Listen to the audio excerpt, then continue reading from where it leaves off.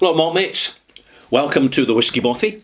Welcome to Review 1083 Extras. I'm Ralphie, the host, talking whisky and whisky stuff, information, extras, opinion, and the occasional rants. And the only reason for the rants is because they're needed. You need to have a rant now and again, because there's nothing causes rantology, right, more than being a disappointed customer, getting frustrated with the shenanigans and the malarkey that goes on within the industry that is trying to sell you a product, twist your arm to buy the product, big up the product with marketing, and in the meantime, they may be diminishing the actual integrity of the quality of the product to the extent that they actually drive the customer away completely. Now, we don't want to be driven away completely because we are responsible sippers. We are not consuming alcohol for quantity and instant intoxication. No, we know it's narcotic, we know it can be dangerous, but we play it safe. We sip for quality, we moderate our consumption, and pursuing quality really, really helps us. And the most important thing that we need is information to inform our experience. We will find a lot of information online. You'll find a lot of whisky reviews online. And I know that, and I'll be honest, some of the reviews are a little bit cheesy, right? But generally they're well-intentioned and they're a personal opinion. There's no other claims.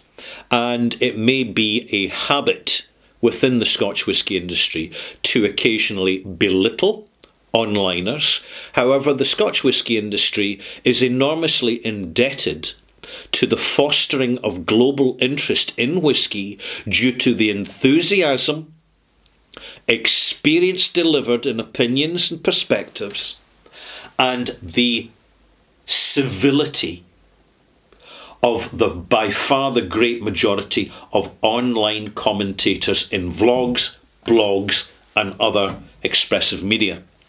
Now, I've just reviewed, before I go into the main part of my extras, I've just reviewed this whisky.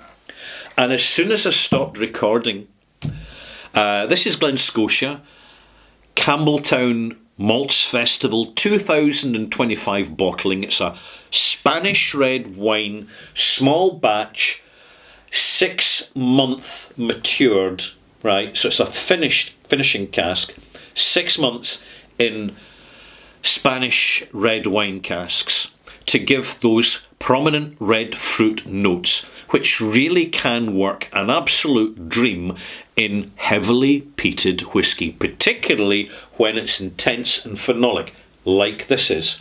There was one piece of information I failed to deliver. I'm just going to take the opportunity of delivering it to you now. Now, this information, small but poignant and important. It should have been in the label. But here it is on the back of the box. Now I'll bring the box forward. See the little arrow I've put there? Right. There's all that writing there, and most of it's just marketing flannel.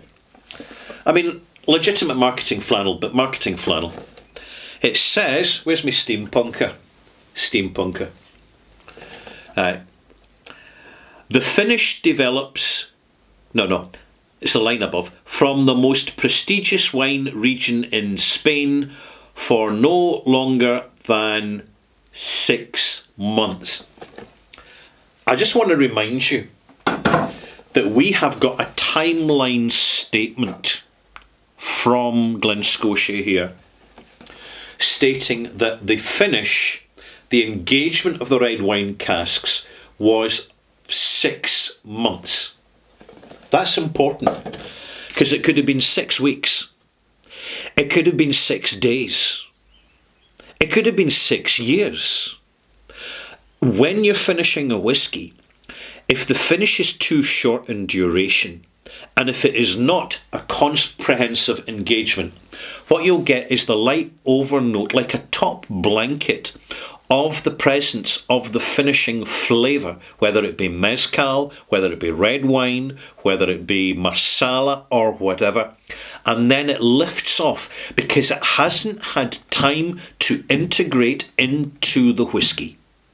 6 months is plenty of time for a finish to integrate and properly infuse into the maturing whisky and retain its substance over time in the glass with water added.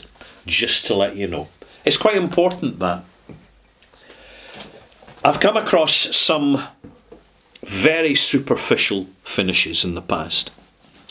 No more than a month. And it just hasn't worked. And what's worse, the finishing was done to mask the roughness and poor quality prior maturation of the whisky. And that made me angry because I'm a paying customer. I buy what I review. I pay money and pay tax. I pay tax when I earn the money, and then I may pay more tax when I spend the money. So it's double taxation, and the rest of it. So we must keep this in mind when we're spending our money. As quickly as possible, we've got to focus. Where's the quality? Where's the zeitgeist? Where's the magic moments? Where's the malt moments? Where's the energy? Who's got that knowledge, and where will I find them? Well, you'll find these people online, and you'll find the online people are frequenting whisky festivals. You'll see them at Speyside Whisky Festival. You will see them at Fishel on Islay at that whisky festival. The enthusiast who is prepared to travel, not just to visit a distillery, but to visit a distilleries, in plural, festival. You know, this is a lot of commitment for accommodation, for food, for travel budgeting, for the inconvenience of knowing that anywhere you go in Scotland at any time of year, it could actually be lashing a wintry storm. It doesn't matter if it's July, and if it's not lashing with rain, the midges are out, so you're going to get eaten alive, you're going to get bitten to pieces. Right. Now, if you're going to Scotland to a festival, you may want midge repellent, but be warned, a lot of commercial midge repellents are as intense as perfumes. You don't wear aftershave to whisky festivals. You do not wear perfumes. You do not spray your midge repellent on your collar, right? Because the smell will actually damage the sensitivity of your nose and overwhelm what you're getting from some pretty damn good whiskies which are available to you to taste and try before you buy. The thing about festivals is that when you're standing there, you may be completely surrounded by some very knowledgeable and experienced people that know an awful lot about whisky, so do not hesitate to talk to strangers. We're now seeing the localised whisky festivals. They're well established, but now we're seeing more of them. They're becoming more specialised. This year, for the first time in Scotland, because it's already happening in England, just to make that clear, we saw the first independent bottlers whisky festival taking place in Edinburgh in Leith. It was a resounding success. Everybody had a great time, and as you can imagine, being independent bottlers, they're not going to faff about with little Highland toffee, Highland cows, jumping stags and heathery tourist bottlings of super light blended stuff. No, they know who their customers are. The customers have paid the ticket. The customers are very, very well informed, and it's one of the prime opportunities for the independent bottlers or the distilleries to leave a lasting impression, because lasting impressions which are positive quickly turn into sales. It is notable that you never see Macallan at a standard whisky festival in Scotland. You very rarely see Diageo there. That's very, very telling, and it's an endorsement of their lack of commitment and interest in the informed, educated, passionate and committed whisky fan who takes their hobby and empowers it further by attending these events and having a fantastic time. Let me reassure you that when you go to these festivals, you may see at the end of the night, usually outside, someone who's a little bit pished and steaming. These are the people who lack self-control, who should be pacing things out like the 95+% of other people attending the festival. They are very sociable, they are very civil, there's all sorts of folk turn up from all walks of life and all circumstances because they know what's on the table and they appreciate it. Now, we don't see enough bourbon festivals in the USA yet. We do not see enough Irish whisky festivals happening in the UK. We do not see enough Irish distillers attending Scotch whisky dominated events. We're seeing more rums, actually, more rums at Scotch whisky festivals than Irish distilleries. Irish distilleries are really coming of age. There's a new generation of distilleries, and it's not just about Middleton anymore and a 1001 permutations of Jamesons. Things are moving on, thank goodness, and about time too. And we're seeing these Irish whiskies matured in non-oak casks with mixed mash bills including oats. Oats, fabulous ingredient in making whisky. It gives beautiful texture and mouthfeel, even though it can be difficult to work with. But as you know, if they can make oat milk nowadays, they can use oats for making whisky. It's all about the enzymes. What else do you need to know? I've already given advice on filling up in carbohydrates, having your bottle of water, pacing it out and being forensic. When you go to whisky festivals, be forensic.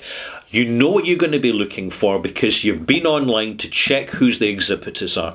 But even when you arrive, promise me one thing. You'll try something you never intended to try because the chances are you're really going to enjoy it because it's going to challenge the conservative nature of your palate. We are all slightly conservative with our palates. We're all gravitating to the Scotch Malt Whisky Society desk.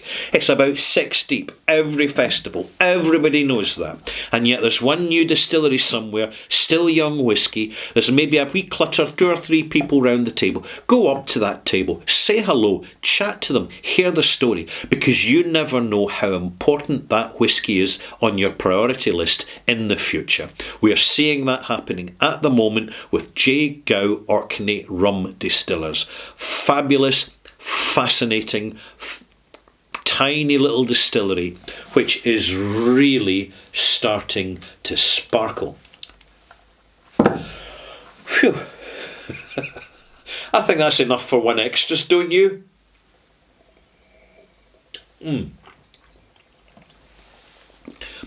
This whisky that I poured was half an hour ago. It's very zesty. Lots of lemon rind in it. It's Glen-Scotia, 9-year-old heavily peated. You can see the Scotch mist now. It's taken a while to get there, but I'm pleased to announce it's arrived. Interesting little marzipan note in the background I never noticed before.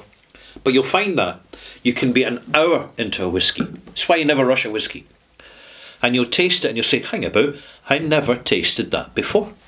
It's all part of the experience, the uniqueness, the provenance, the absolute amazingness that you get with good quality spirits. Thank you for watching. Hope you found this engaging and entertaining, frankly. Because I can just picture you in your personal space, probably a spare room somewhere, with a do not disturb notice on the door. The kids are outside, the dog's barking, and you just need a little bit of me time. And here I am, either in the background or just to help you work your way through whatever you happen to be drinking. And whatever you're drinking, keep it quality, because the quality of our engagement defines the quality of our lives. Simples.